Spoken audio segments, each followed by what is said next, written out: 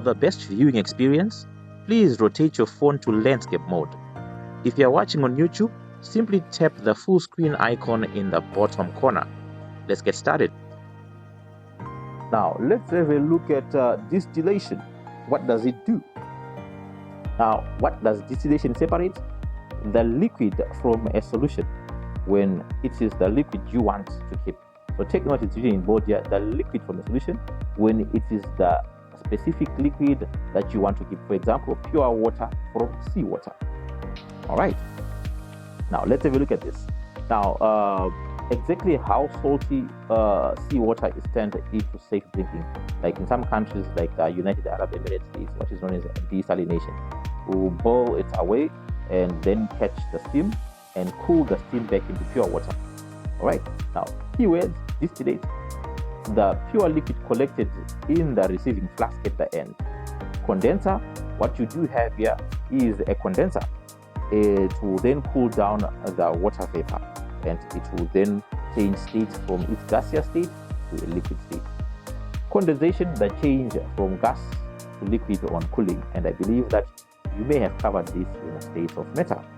You should also be in a very good position to label. Sometimes you'll be presented with a diagram, and they would want you to label certain parts. Sometimes it could be water in here or water out. So you have water out, cool water in. So once you know that once you see these arrows, then you know that this is a condenser. Of course, this is a Bunsen burner, and we have what is known as a distilling flask, and we have what we see here as the thermometer.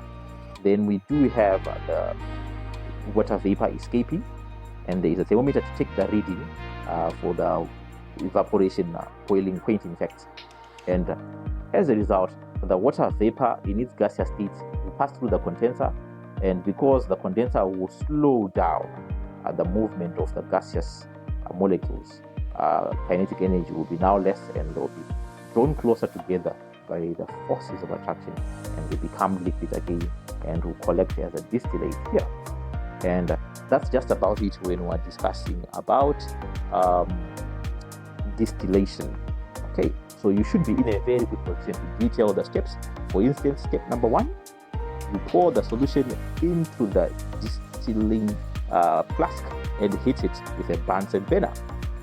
The liquid will boil and turn to water vapor.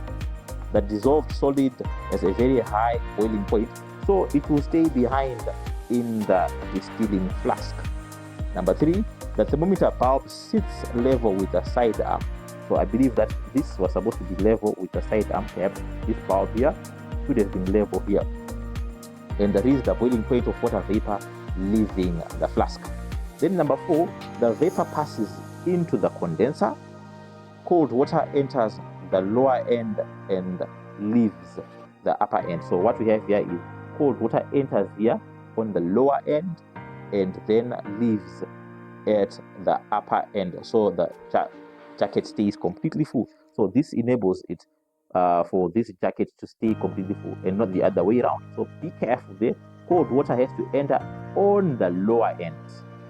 All right, this is the lower end, as you can see, as compared to this one, which is the higher end. The reason why this is done, this is to enable the jacket to stay completely full. The liquid drips, obviously, and the vapor cools. Number 5, the water vapor cools and condenses back into liquid. And then finally, the liquid drips into the receiving flask as the distillate. So I hope you managed to collect all these steps. And if you want the notes for these step-by-step, for this step-by-step process, just mention notes on the bottom of the video, and then probably these notes will be sent to you directly to your inbox or to your WhatsApp, and then we can get revising together.